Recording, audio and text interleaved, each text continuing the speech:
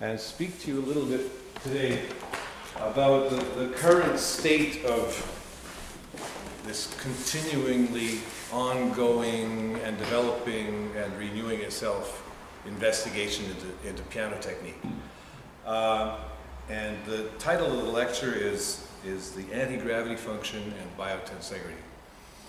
So the anti-gravity function, as I said in the ATM, and Moshe Feldenkrais's method, he said, was about making peace with gravity. So the elegance of the human body, there's no living thing which has as an elegant and sophisticated and highly developed relationship to gravity, like an anti-gravity function that's as sophisticated as we do. All the other animals walk on 4, we walk on 2. The birds walk on 2, but their main mode of locomotion is flying, and when they walk, they sort of have an extremely primitive way of maintaining unstable equilibrium on 2 feet, but it's nothing compared to ours. And as I said in your lesson, that so where do we start in all this? Moshe Feldenkrais also said that nobody learns to walk by walking. So the baby goes through a year-long apprenticeship, in which a great deal is learned.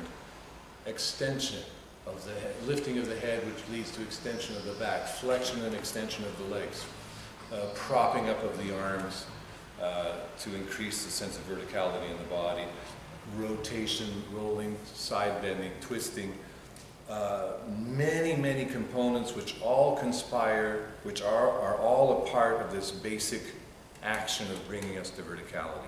They take a year for that, and finally comes the moment when, and it's very interesting, the anti-gravity function is wired in to our neuromotor system, so that, for instance, if I rock forward on the chair like this, if I get far enough forward that the pressure on the soles of the feet is increased, and then the soles of the feet realize that the weight of the body is now on the feet, that a set of automatic reflexes fire, and I don't have to try to stand up. It actually happens automatically. So the anti-gravity mechanism is built in to the neuromotor system.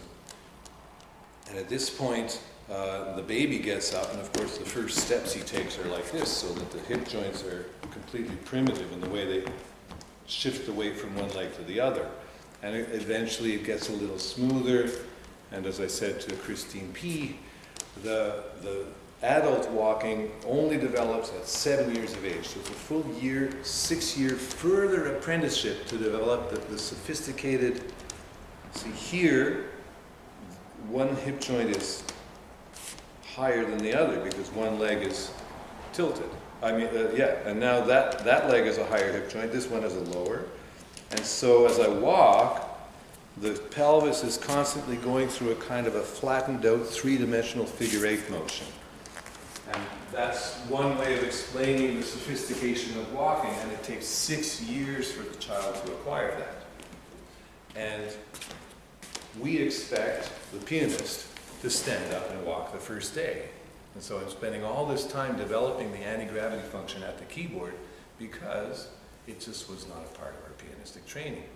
We were never given a chance to roll around on the keyboard and sit and experience the keys as a baby experiences the floor or its mommy's belly or whatever for a year before we stood up. No, we stood up the first day, and then we were immediately expected to play instead of having another 6 years to slowly figure out, well, how do you do this very complex thing, which is walking from one finger to another, having a continuous up in the hip joint of the hand without having the dip, which is necessary for the next up, to turn into a fall.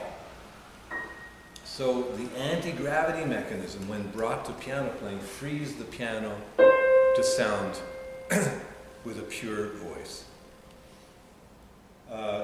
If there's any falling, then the anti-gravity mechanism has kicked in imperfectly, and you can actually hear it with simple sounds made on the case of the piano. Hear the difference between this.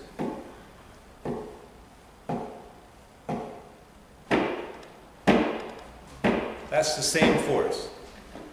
This is one forte.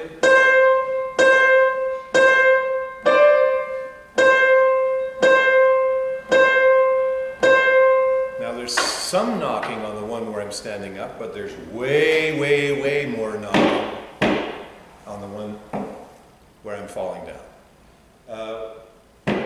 This stronger and uglier knocking, those are sound vibrations which travel through the case of the piano and into the soundboard of the piano, and they interfere with the vibrations of the soundboard that are amplifying the strings.